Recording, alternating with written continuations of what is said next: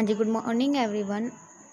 ਅੱਜ ਅਸੀਂ business study का फर्स्ट चैप्टर का नैक्सट टॉपिक करांगे ऑब्जेक्टिव ऑफ बिजनेस। ठीक है, ऑब्जेक्टिव क्या होता है? गोल होता है जिन्हों ਅਸੀਂ ਅਚੀਵ ਕਰਨ ਦੇ ਲਈ ਸਾਰੇ ਐਫਰਟ ਕਰਦੇ ਹਾਂ। ਠੀਕ ਹੈ, ਤੇ ਸਾਰੇ ਐਫਰਟਸ ਨੂੰ ਉਸ ਵੱਲ ਹੀ ਡਾਇਰੈਕਟ ਕਰਦੇ ਹਾਂ ਕਿ ਜੋ ਵੀ ਅਸੀਂ ਕੰਮ ਕਰਨਾ ਉਹਨਾਂ ਗੋਲਸ ਨੂੰ ਅਚੀਵ ਕਰਨ ਦੇ ਲਈ ਕਰਨਾ।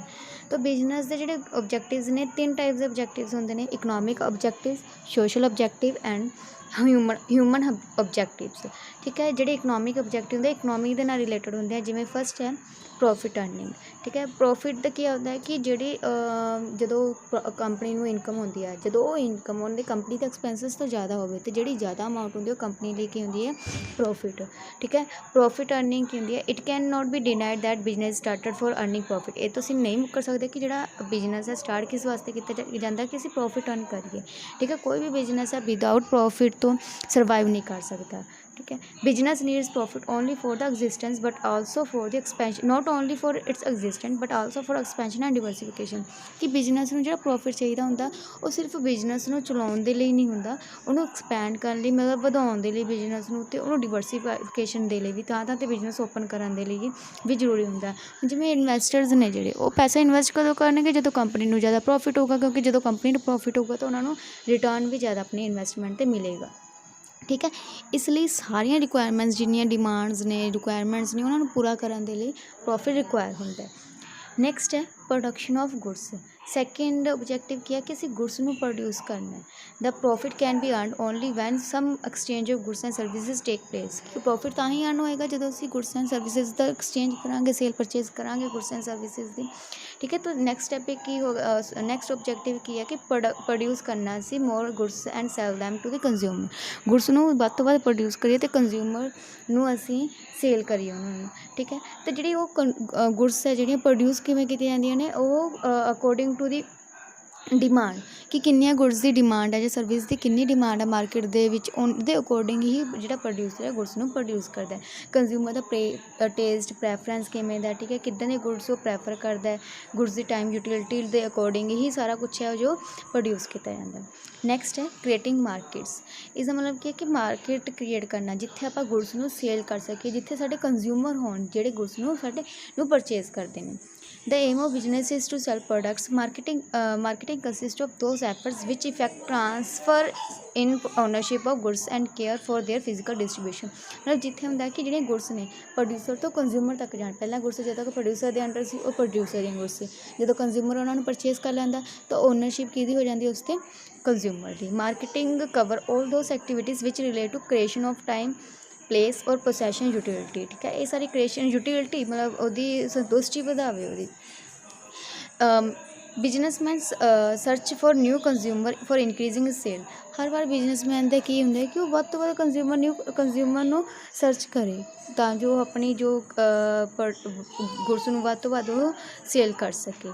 ਠੀਕ ਹੈ, ਤਾਂ an enterprise can not exist without find out new market for its product. ਜਦ ਤੱਕ ਉਹ ਆਪਣੇ ਪ੍ਰੋਡਕਟ ਲਈ ਮਾਰਕੀਟ ਫਾਈਂਡ ਨਹੀਂ ਕਰਦੀ ਰਹਿੰਦੀ ਉਦੋਂ ਤੱਕ ਉਹ ਸਰਵਾਈਵ ਨਹੀਂ ਕਰਦੀ। ਮਤਲਬ ਬਿਜ਼ਨਸ ਆਪਣੀ ਮਾਰਕੀਟ ਫਾਈਂਡ ਕਰਦਾ ਰਹੇਗਾ ਪ੍ਰੋਡਕਟ ਸੇਲ ਕਰਨ ਦੇ ਲਈ। ਟੈਕਨੋਲੋਜੀ। ਨੈਕਸਟ ਹੈ ਟੈਕਨੋਲੋਜੀਕਲ ਇੰਪਰੂਵਮੈਂਟ। ਟੈਕਨੋਲੋਜੀ ਦਾ ਮਤਲਬ ਟੈਕਨੋਲੋਜੀ ਚੇਂਜ ਹੁੰਦੀ ਰਹਿੰਦੀ ਹੈ ਤਾਂ ਅਸੀਂ ਆਪਣੇ ਪ੍ਰੋਡਕਟਸ ਦੇ ਵਿੱਚ ਵੀ ਟੈਕਨੋਲੋਜੀ ਦੇ ਅਕੋਰਡਿੰਗ ਇੰਪਰੂਵਮੈਂਟ ਕਰੀਏ। ਠੀਕ ਹੈ, ਐਨਾਲਾਈਜ਼ ਕਰੀਏ ਕਿ ਲੇਟੈਸਟ ਮੈਥਡ ਪ੍ਰੋਡਕਸ਼ਨ ਕਿਹੜਾ ਹੋ ਸਕਦਾ, ਕਿ ਕਿਸ ਨਿਊ ਮੈਥਡ ਦੇ ਨਾਲ ਅਸੀਂ ਪ੍ਰੋਡਕਸ਼ਨ ਨੂੰ ਕਰ ਸਕਦੇ ਹਾਂ ਕਿਸੇ ਇਨੋਵੇਟਿਵ ਤਰੀਕੇ ਨਾਲ। ਬਿਜ਼ਨਸ ਦੇ ਵਿੱਚ ਹੁਣ ਜਿਹੜਾ ਵਰਡ ਆਪਣਾ ਉਹ ਕੰਪੀਟੀਟਿਵ ਹੈ ਕਿ ਟੈਕਨੋਲੋਜੀ ਦੇ ਅਕੋਰਡਿੰਗ ਅਸੀਂ ਕੰਪੀਟੀਸ਼ਨ ਚੱਲ ਰਿਹਾ। ਠੀਕ ਹੈ, ਉਸ ਦੇ ਅਕੋਰਡਿੰਗ ਦੇਖਾਂਗੇ। ਪਹਿਲਾਂ ਦੇਖਾਂਗੇ ਜਿਵੇਂ ਪ੍ਰੋਡਕਸ਼ਨ ਦਾ ਮੈਥਡ ਕੀ ਸੀ ਕਿ ਲੇਬਰ ਉਹ ਹੈਂਡ ਮੇਡ ਹੈਂਡਸ ਯੂਜ਼ ਕਰਕੇ ਜੋ ਵੀ ਹੈਂਡਮੇਡ ਪ੍ਰੋਡਕਟਸ ਹੁੰਦੇ ਸੀਗੇ। ਠੀਕ ਹੈ, ਫਿਰ ਬਾਅਦ ਵਿੱਚ ਕੀ ਹੋਇਆ, ਮਸ਼ੀਨਰੀਜ਼ ਆਈਆਂ। ਠੀਕ ਹੈ, ਟੈਕਨੋਲੋਜੀ ਅਪਗ੍ਰੇਡ ਹੋਈ ਤਾਂ ਉਸ ਦੇ ਨਾਲ ਕੀ ਸੀਗਾ ਕਿ ਲੇਬਰ ਅਤੇ ਮਸ਼ੀਨਰੀ ਦੋਨੋਂ ਕੰਮ ਦੇ ਥਰੂ ਪ੍ਰੋਡਕਸ਼ਨ ਕੀਤੀ ਜਾਂਦੀ ਸੀ। ਅਤੇ ਹੁਣ ਐਵੇਂ ਦੀ ਵੀ ਟੈਕਨੋਲੋਜੀ ਆ ਗਈ ਜਿੱਥੇ ਲੇਬਰ ਦੀ ਚਾਹੇ ਨਾ ਵੀ ਹੋਵੇ ਬਟ ਮਸ਼ੀਨਰੀ ਦੇ ਥਰੂ ਸਾਰਾ ਪ੍ਰੋਡਕਸ਼ਨ ਹੋ ਜਾਂਦੀ ਹੈ। ਅਤੇ ਇਹ ਚੀਜ਼ ਕੀ ਹੈ, ਇੱਕ ਟੈਕਨੋਲੋਜੀਕਲ ਇੰਪਰੂਵਮੈਂਟਸ ਨੇ। ਠੀਕ ਹੈ, ਹੁਣ ਕੰਪੀਟੀਟਿਵ ਵਰਡਸ ਹੈ, ਇਸ ਦੇ ਵਿੱਚ ਅਸੀਂ ਟੈਕਨੋਲੋਜੀ ਨੂੰ ਕਿਵੇਂ ਦੇ ਅਕੋਰਡਿੰਗ ਕਿਵੇਂ ਕੰਮ ਕਰਨਾ ਹੈ। ਬਿਜ਼ਨਸ ਜੇ ਅਗਰ ਟੈਕਨੋਲੋਜੀ ਚੇਂਜ ਹੁੰਦੀ ਰਹਿੰਦੀ ਹੈ, ਇਹ ਨਹੀਂ ਕਹਾਂਗਾ ਕਿ ਟੈਕਨੋਲੋਜੀ ਫਿਕਸਡ ਰਹਿੰਦੀ ਹੈ, technology time to time change ਹੁੰਦੀ ਰਹਿੰਦੀ ਹੈ। ਅਤੇ ਸਾਨੂੰ ਬਿਜ਼ਨਸ ਨੂੰ ਵੀ ਟੈਕਨੋਲੋਜੀ ਦੇ ਅਕੋਰਡਿੰਗ ਆਪਣੇ ਆਪ ਨੂੰ ਚੇਂਜ ਕਰਨਾ ਪਊਗਾ। ਚੇਂਜਸ ਜ਼ਰੂਰੀ ਨੇ। ਅਗਰ ਅਸੀਂ ਟੈਕਨੋਲੋਜੀ ਦੇ ਅਕੋਰਡਿੰਗ ਇੰਪਰੂਵਮੈਂਟ ਨਹੀਂ ਕਰਾਂਗੇ ਤਾਂ ਅਸੀਂ ਮਾਰਕੀਟ ਦੇ ਵਿੱਚ ਐਗਜ਼ਿਸਟ ਨਹੀਂ ਕਰ ਸਕਦੇ। ਟੈਕਨੋਲੋਜੀ ਨੂੰ ਦੇਖ ਕੇ ਧਿਆਨ ਦੇ ਵਿੱਚ ਰੱਖ ਕੇ ਅਸੀਂ ਚੇਂਜਸ ਕਰਦੇ ਹਾਂ। ठीक है। तो इस नैक्सट है innovation. Innovation refer to new method of production and adoption of latest technology. Innovation का मतलब ਕੀ ਹੈ ਕਿ ਨਿਊ ਚੀਜ਼ ਨੂੰ ਅਸੀਂ ਅਡੋਪਟ ਕਰਨਾ ਪ੍ਰੋਡਕਸ਼ਨ ਦੇ ਲਈ, ਇਨੋਵੇਟ ਨਵਾਂ ਤਰੀਕਾ ਲਿਆਉਣਾ ਉਸ ਚੀਜ਼ ਦੇ ਲਈ, ਠੀਕ ਹੈ। ਅਤੇ ਲੇਟੈਸਟ ਟੈਕਨੋਲੋਜੀ ਨੂੰ ਯੂਜ਼ ਕਰਨਾ। When newer and better methods of handling various function use then there will be a better result. ਕਿ ਜਦੋਂ ਅਸੀਂ ਵਧੀਆ ਤਰੀਕੇ ਨਾਲ ਮੈਥਡ ਯੂਜ਼ ਕਰਦੇ ਹਾਂ ਤਾਂ ਸਾਡਾ ਰਿਜ਼ਲਟ ਵੀ ਵਧੀਆ ਆਏਗਾ, ਠੀਕ ਹੈ। ਕੰਪੀਟੀਟਿਵ ਬਿਜ਼ਨਸ ਹੈ ਤਾਂ ਇਸ ਵਿੱਚ ਇਹ ਚੀਜ਼ ਦੇਖਿਆ ਜਾਂਦਾ ਵੀ ਕਿਹੜਾ ਪਰਸਨ ਕਿਹੜਾ ਬਿਜ਼ਨਸ ਕਿਸ ਇਨੋਵੇਟਿਵ ਵੇ ਦੇ ਨਾਲ ਆਪਣੇ ਪ੍ਰੋਡਕਟ ਨੂੰ ਪ੍ਰੈਜੈਂਟ ਕਰ ਰਿਹਾ ਮਾਰਕੀਟ ਦੇ ਵਿੱਚ, ਠੀਕ ਹੈ। ਤਾਂ ਇਹ ਚੀਜ਼ ਹੈ ਕਿ ਇਨੋਵੇਟਿਵ ਹੋਣੀ ਚਾਹੀਦੀ ਹੈ ਹਰ ਇੱਕ ਚੀਜ਼। ਇਸ ਦੇ ਨਾਲ ਕੀ ਹੋਏਗਾ, ਜਿਹੜੀ ਚੀਜ਼ ਜ਼ਿਆਦਾ ਜਿੰਨੀ ਇਨੋਵੇਟਿਵ ਹੋਏਗੀ ਓਨਾ ਹੀ ਬਿਜ਼ਨਸ ਨੂੰ, ਠੀਕ ਹੈ, ਪ੍ਰੋਫਿਟ ਹੋਏਗਾ। ਕੰਜ਼ਿਊਮਰ ਓਨਾ ਹੀ ਉਸ ਪ੍ਰੋਡਕਟ ਵੱਲ ਜਾਂ ਉਸ ਬਿਜ਼ਨਸ ਵੱਲ ਅਟਰੈਕਟ ਹੋਏਗਾ। ਨੈਕਸਟ ਹੈ optimum utilisation of resources. Optimum utilisation ਦਾ ਕੀ ਮਤਲਬ ਹੁੰਦਾ ਕਿ ਮਿਨੀਮਮ ਕੋਸਟ ਹੋਵੇ ਬਟ ਜਿਹੜੀ ਉਹਦੀ ਆਊਟਕਮ ਹੋਵੇ, ਠੀਕ ਹੈ, ਜਾਂ ਆਊਟਪੁੱਟ ਕਹਿ ਦਈਏ ਅਸੀਂ, ਉਹ ਮੈਕਸੀਮਮ ਹੋਵੇ। It refer to the best use of man money material machinery. ਕਿ ਅਸੀਂ ਜੋ ਪਰਸਨਸ ਨੇ ਮਨੀ ਹੈ ਸਾਡੇ ਬਿਜ਼ਨਸ ਦੇ ਵਿੱਚ ਲਗਾਈ, ਮਟੀਰੀਅਲਸ ਜਿਹੜਾ ਲੱਗਿਆ ਜਾਂ ਮਸ਼ੀਨਰੀ ਹੈ ਉਹਨਾਂ ਦਾ ਆਪਟੀਮਮ ਮਤਲਬ ਵੱਧ ਤੋਂ ਵੱਧ ਯੂਜ਼ ਕਰੀਏ, ਬੈਸਟ ਯੂਜ਼ ਕਰੀਏ ਕਿ ਉਹਨਾਂ ਦੀ ਕੋਸਟ ਸਾਨੂੰ ਘੱਟ ਪਵੇ ਬਟ ਉਹਨਾਂ ਦਾ ਜੋ ਰਿਜ਼ਲਟ ਆਵੇ ਉਹ ਬੈਸਟ ਆਵੇ। ਦੀ ਰਿਸੋਰਸਿਸ ਆਰ ਸਕੇਅਰ। ਜਿਹੜੇ ਰਿਸੋਰਸਿਸ ਹੁੰਦੇ ਨੇ ਉਹ ਲਿਮਟਡ ਹੁੰਦੇ ਨੇ, ਠੀਕ ਹੈ। ਹੁਣ ਅਸੀਂ ਉਹਨਾਂ ਨੂੰ ਕਿਵੇਂ ਯੂਜ਼ ਕਰਨਾ, ਕਿਸ ਇਨੋਵੇਟਿਵ ਤਰੀਕੇ ਨਾਲ ਯੂਜ਼ ਕਰਨਾ ਤਾਂ ਜੋ ਸਾਡੀ ਇਕਨੋਮਿਕ ਪੋਜੀਸ਼ਨ ਬੈਟਰ ਹੋਵੇ ਬਿਜ਼ਨਸ ਦੀ, ਠੀਕ ਹੈ। ਤਾਂ ਉਹ ਸਾਡੇ 'ਤੇ ਡਿਪੈਂਡ ਕਰਦਾ ਹੈ। ਵੇਰੀਅਸ ਰਿਸੋਰਸਿਸ ਜਿਹੜੇ ਨੇ ਇਕਨੋਮਿਕਲੀ ਅਤੇ ਇਫੈਕਟਿਵਲੀ ਹੁੰਦੇ ਨੇ, ਯੂਜ਼ ਇਫੈਕਟਿਵਲੀ ਕੀਤੇ ਜਾਂਦੇ ਹਨ and all types of wastage should be minimised, ਠੀਕ ਹੈ। ਤਾਂ ਆਪਟੀਮਮ ਰਿਸੋਰਸਿਸ ਯੂਜ਼ ਕਰਨਾ ਮੀਨਸ ਕਿ ਉਹਨਾਂ ਦੀ ਵੇਸਟੇਜ ਘੱਟ ਹੋਵੇ, ਯੂਜ਼ ਵੱਧ ਹੋਵੇ। ਨੈਕਸਟ ਹੈ ਸੋਸ਼ਲ ਓਬਜੈਕਟਿਵ। ਸੋਸ਼ਲ ਓਬਜੈਕਟਿਵ ਜਿਹੜੇ ਸੁਸਾਇਟੀ ਦੇ ਨਾਲ ਰਿਲੇਟਡ ਹੁੰਦੇ ਨੇ।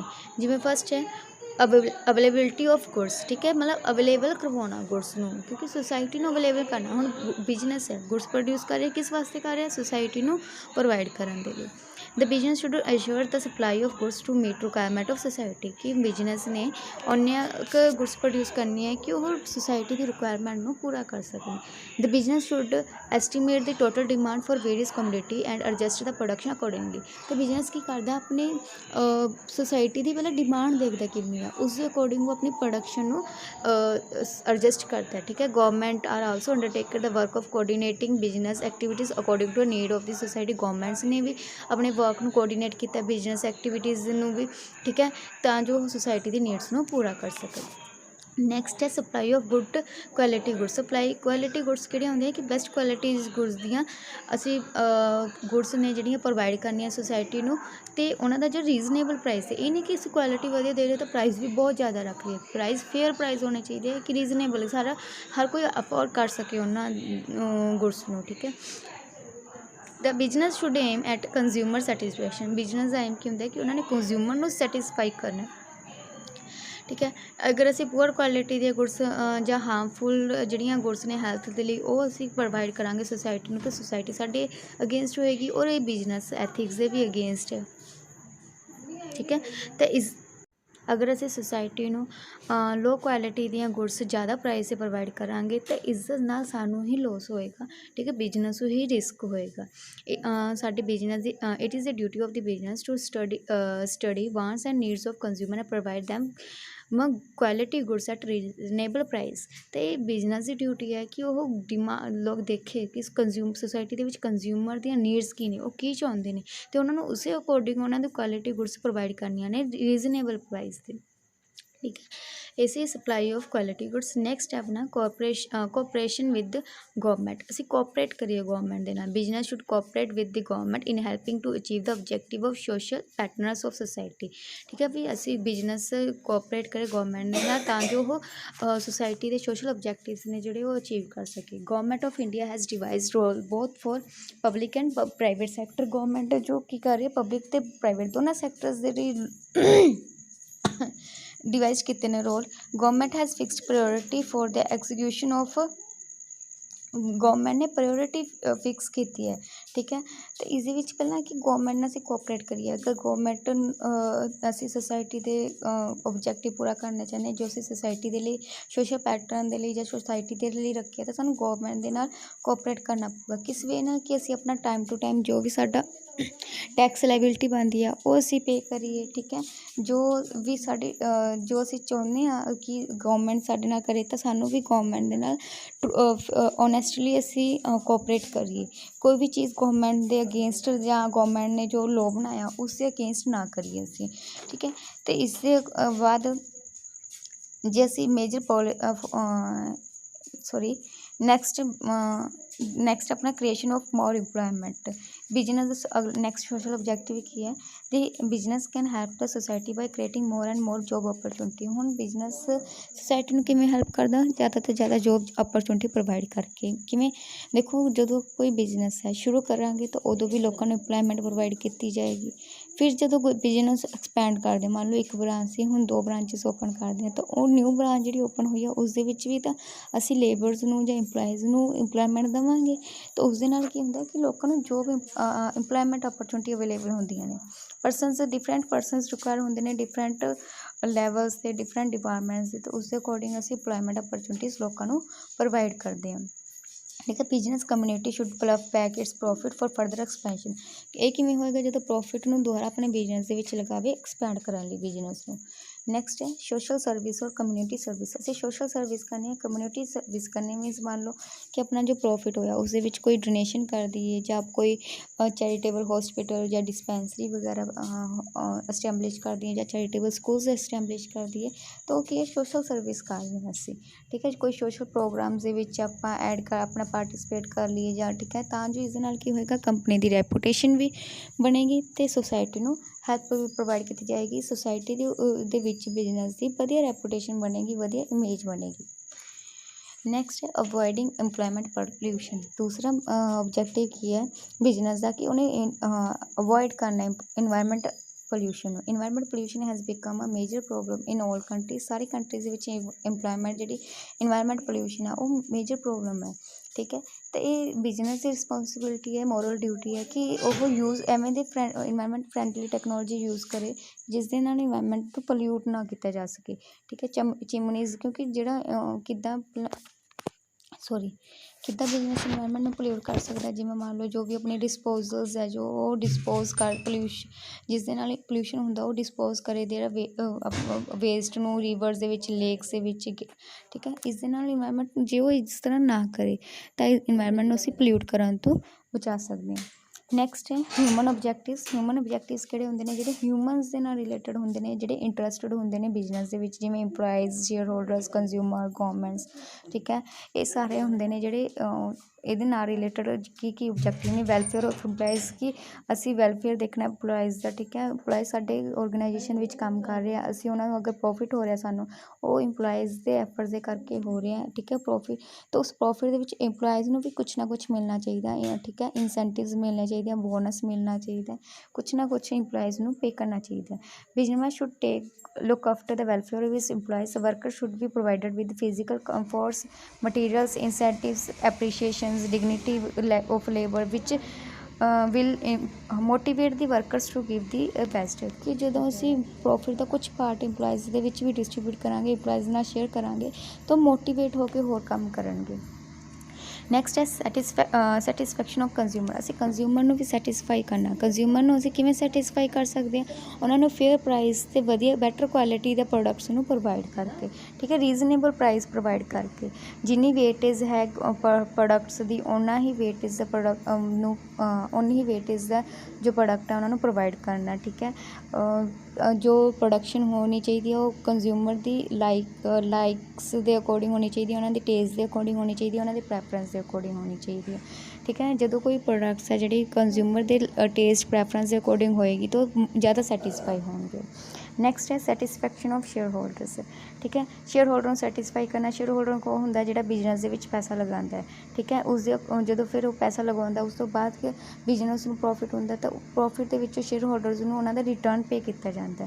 ਤਾਂ ਉਹ ਸ਼ੇਅਰ ਹੋਲਡਰ ਕਦੋਂ ਸੈਟਿਸਫਾਈ ਹੋਣਗੇ, ਜਦੋਂ ਉਹਨਾਂ ਨੂੰ time to time fair return ਉਹਨਾਂ ਨੂੰ ਪੇ ਕੀਤਾ ਜਾਵੇ, ਬਿਜਨਸ ਦੇ ਵਿੱਚੋਂ ਪ੍ਰੋਫਿਟ ਨੂੰ ਸ਼ੇਅਰ ਕੀਤਾ ਜਾਵੇ ਉਹਨਾਂ ਦੇ ਨਾਲ। ਠੀਕ ਹੈ, ਉਹਨਾਂ ਨੂੰ ਮੈਨੇਜਮੈਂਟ ਦੇ ਵਿੱਚ ਪਾਰਟ ਦਿੱਤਾ ਜਾਵੇ, ਅਤੇ ਉਹਨਾਂ ਨੂੰ ਜੋ ਵੀ ਪ੍ਰੋਫਿਟ ਹੋਇਆ ਉਸ ਦੇ ਵਿੱਚੋਂ ਰੀਜ਼ਨੇਬਲ ਰਿਟਰਨ ਉਹਨਾਂ ਨੂੰ ਦਿੱਤਾ ਜਾਵੇ, ਤਾਂ ਜੋ ਉਹ ਜਿਹੜੀ ਉਹਨਾਂ ਨੇ ਇਨਵੈਸਟਮੈਂਟ ਕੀਤੀ ਹੈ ਸ਼ੇਅਰ ਹੋਲਡਰਸ ਲਈ, ਅਤੇ ਉਹ ਮੋਟੀਵੇਟ ਹੋਣ ਇਸ ਚੀਜ਼ ਦੇ ਲਈ।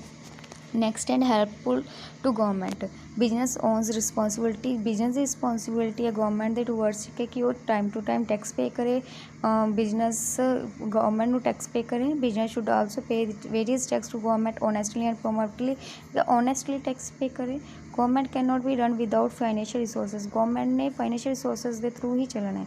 ਠੀਕ ਹੈ, ਫਾਈਨੈਂਸ਼ੀਅਲ ਰਿਸੋਰਸਿਸ ਕਿਵੇਂ ਵੇਰੀਅਸ ਸੋਰਸਿਸ ਤੋਂ ਪ੍ਰਾਪਤ ਹੁੰਦੇ ਨੇ। ਉਹਨਾਂ ਦੇ ਵਿੱਚ ਇੱਕ ਰਿਸੋਰਸਿਸ ਜਿਹੜਾ ਕੀ ਹੈ, ਸੋਰਸ ਕਿਹੜਾ ਫਾਈਨਾਂਸ ਦਾ, ਜਿਹੜਾ ਟੈਕਸ ਹੈ ਬਿਜ਼ਨਸ ਪੇ ਕਰਦਾ ਗਵਰਨਮੈਂਟ ਨੂੰ। ਠੀਕ ਹੈ, ਅਗਰ ਉਹ ਟਾਈਮ ਟੂ ਟਾਈਮ ਪੇ ਕਰੀ ਜਾਵੇ ਤਾਂ ਗਵਰਨਮੈਂਟ ਨੂੰ ਵੀ ਹੈਲਪ ਪ੍ਰੋਵਾਈਡ ਹੋਏਗੀ ਅਤੇ ਉਹ ਅੱਗੇ ਹੋਰ ਆਪਣਾ ਐਕਸਪੈਂਡੀਚਰ ਕਰ ਸਕੇ ਕਿਸੇ ਪੀਪਲਸ ਦੇ ਲਈ, ਪਬਲਿਕ ਦੇ ਲਈ।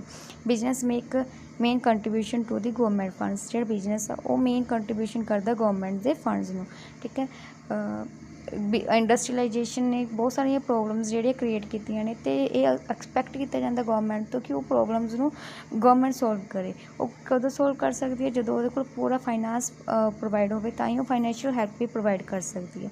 ਇਹ ਸੀ ਤੁਹਾਡੇ ਬਿਜ਼ਨਸ ਦੇ ਓਬਜੈਕਟਿਵਸ, ਜਿਹੜੇ 3 ਟਾਈਪਸ ਦੇ ਸੀਗੇ।